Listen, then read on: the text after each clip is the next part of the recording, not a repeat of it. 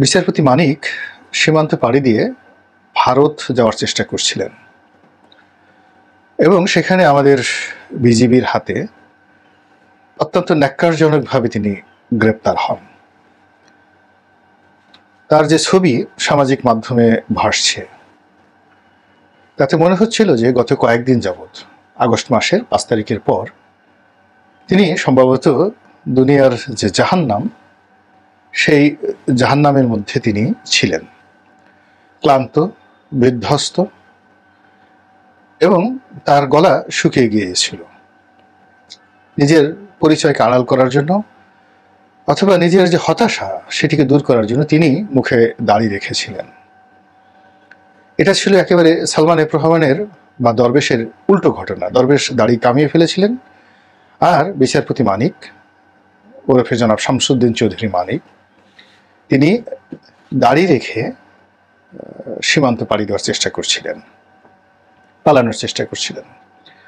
পত্রিকায় যে খবর এসেছে বা সামাজিক মাধ্যমে যে খবর এসেছে তার মোদ্দা কথা হলো তিনি দালাল ধরে চোরাই পথে ভারতে পালানোর চেষ্টা করছিলেন এবং এই যে যারা সীমান্তে ভারতীয় চোর, যারা কেউ গরু চুরি করে, কেউ মানব পাচার করে, তারা কতটা নির্মম এবং নিষ্ঠুর, তারা এই বৃদ্ধ লোকটির সঙ্গে কত বড় বেইমানি করেছে।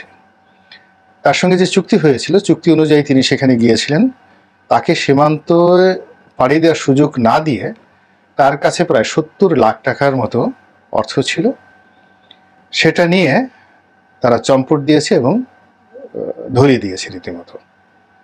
This is the friendship of India এবং এটা হলো ইন্ডিয়ার চোরদের নীতি এবং নৈতিকতা। এখন এই যে মানিক সাহেব ধরা পড়ার পর সারা বাংলাদেশ তোলপাড়। কেন? তিনি যখন ক্ষমতার চেয়ারে ছিলেন এতটা প্রভাবশালী, এতটা উগ্র, এতটা বদমেজাজি এবং তাকে স্পর্শ করার ক্ষমতা শেখ হাসিনা ছাড়ার কারোরই ছিল না।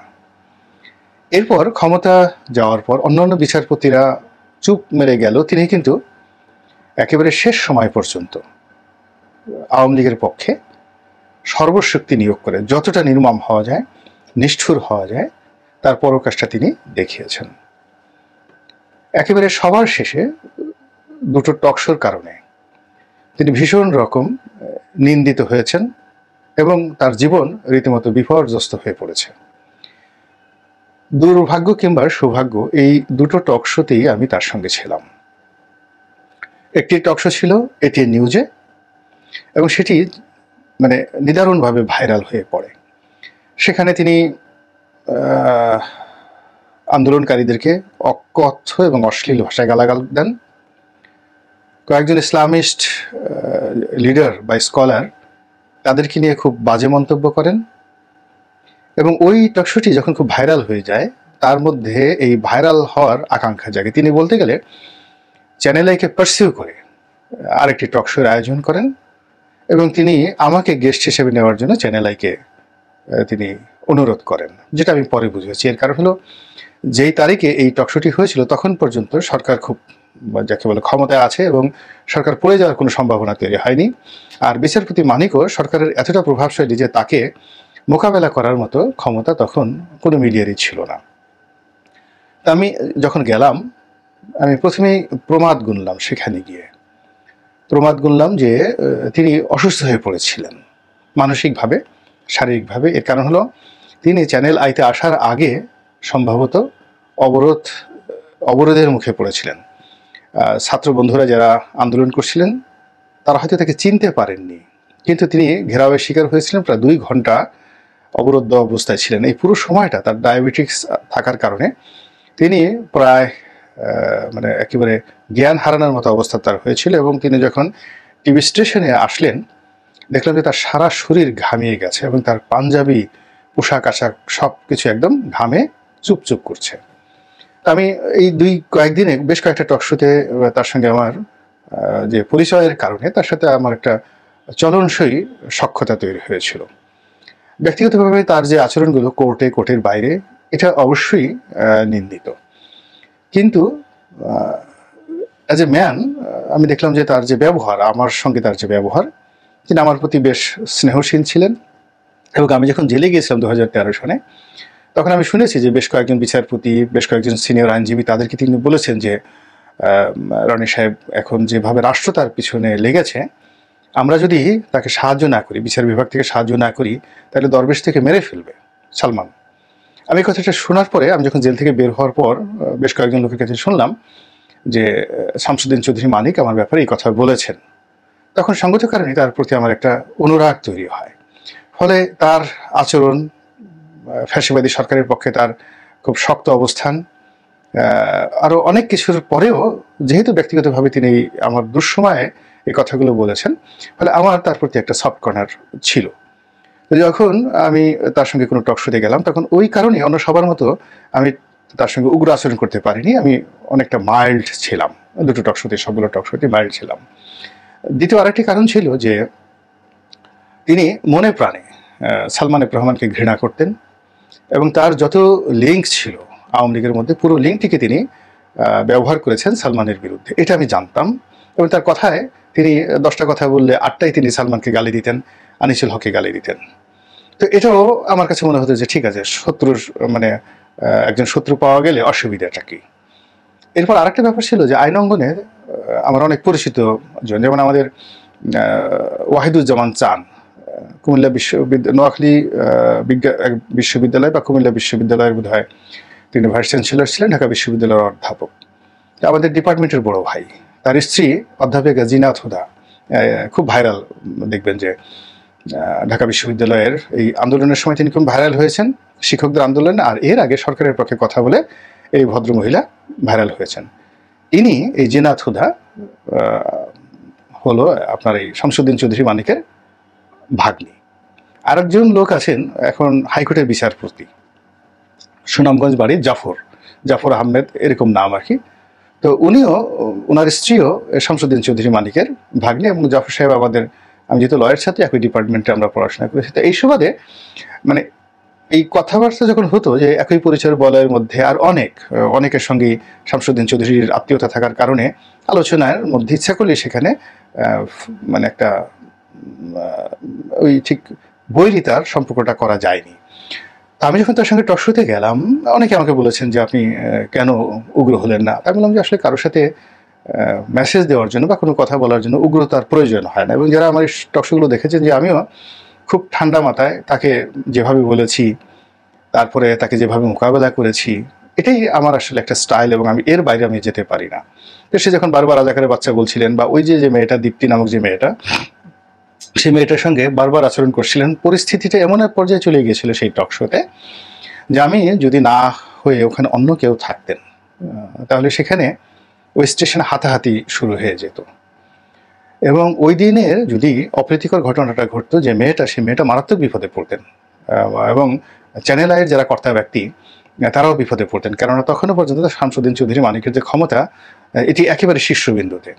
ফলে ওই মেয়েটা যদি লাইভের মধ্যে উগ্রতা প্রকাশ করতেন, এবং মেয়েটা যেহেতু বয়স অল্প, 22-23 বছর বয়স মাত্র, তো দীপ্তি আমার মেয়ের সাথে অনেক অনেক ছোট।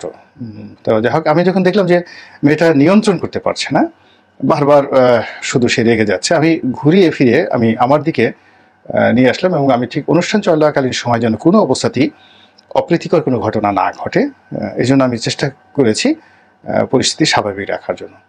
কিন্তু অনুষ্ঠান যখন শেষ হলো, তখন আমি সঙ্গতির কারণে, যেহেতু তার সঙ্গে আমার একটা ভালো সম্পর্ক গড়ে উঠেছিল কয়েকদিনে, আমি বললাম যে মানিক ভাই, আপনি মেয়েটার সঙ্গে একটু ভালো ব্যবহার করেন, একটু হাসি মুখে কথা বলেন, তো এর কারণ হলে আপনি তার সঙ্গে খুব রাগ হয়েছেন, সেটা আপনার কন্যার মতো। তো এই কথা আমি বলার পরে তিনি বলতে গেলে অনেকটা মেজাজ হারিয়ে ফেললেন। আমি তো আগেই বলেছি যে তিনি ওই শোয়ের মধ্যে আমি বলেছি, দেখুন সে খুব ক্লান্ত, বিধ্বস্ত অবস্থা আসছে, তাকে সবাই কালো মানিক ডাকে, তিনি আসলে কালো মানিক নন, ব্ল্যাক ডায়মন্ড, আওয়ামী লীগের সেই ব্ল্যাক ডায়মন্ড, সবচেয়ে দামি যে হিরো। এবং তিনি মানসিকভাবে এতটা বিপর্যস্ত ছিলেন, আমি যে তাকে নিয়ে ঠাট্টা করছি এটাও যদি তিনি বুঝতে পারতেন, তাহলে তিনি আমার সঙ্গে খারাপ আচরণ করতেন।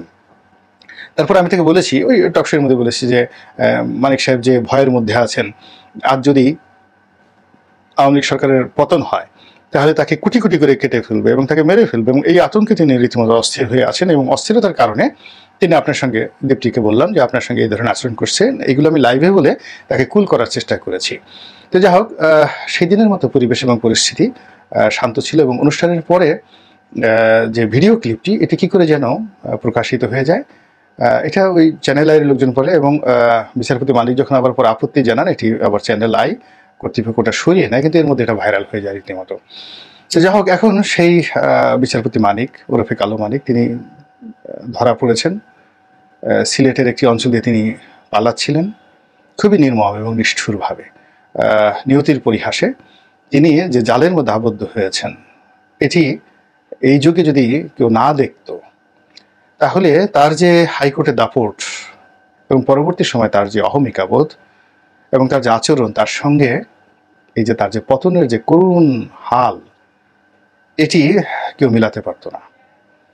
তিনি কেন পালাতে গেলেন আমার মাথায় আসছে না, এবং তার আত্মীয় স্বজন আপনজন যারা বাংলাদেশে আছেন, তারা কেন তাকে এই ঘটনার চাইতে বরং সম্মানজনকভাবে তিনি যদি জেলে যেতেন, নিজের বাড়ি থেকে গ্রেপ্তার হতেন, এটা তার জন্য অনেক সম্মানজনক ছিল। কিন্তু যেভাবে তিনি পালাচ্ছিলেন এবং যেভাবে আসলে যারা ধরেছে তারা কেউ বুঝতে পারেনি যে বিচারপতি মানিক। যখন সে বলছে যে আমি মানিক, তখন অনেকে চিনে ফেলেছে।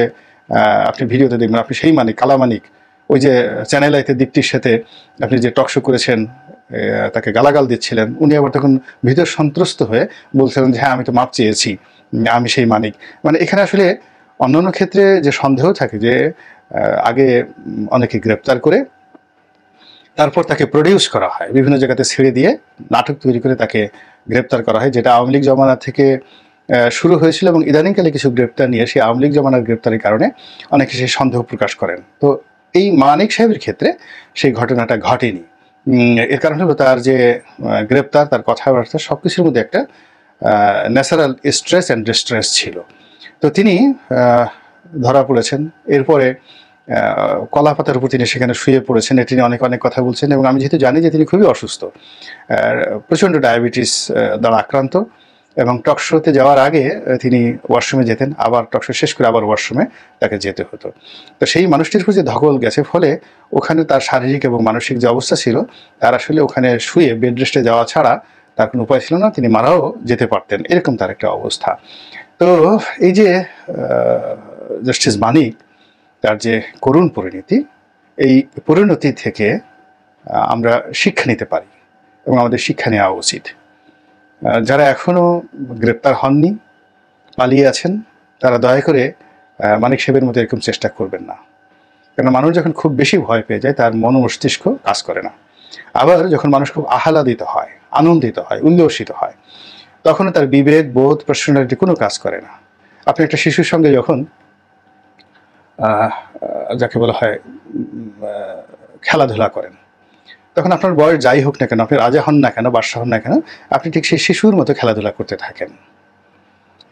সেই শিশুর ভাষায় আপনি কথা বলার চেষ্টা করেন, শিশুর মতো নাচার চেষ্টা করেন। এটি অতিরিক্ত প্রেম এবং আবেগের কারণে মানুষ তার অবস্থান হারিয়ে ফেলে।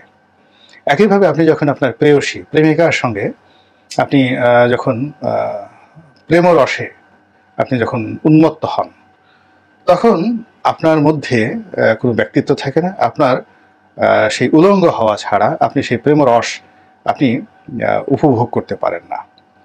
এটা একটা চূড়ান্ত, মানে আনন্দের একটা চূড়ান্ত জায়গাতে গিয়ে মানুষ উলঙ্গ হয়ে পড়ে, তার শরীরে কোনো বস্ত্র থাকে না।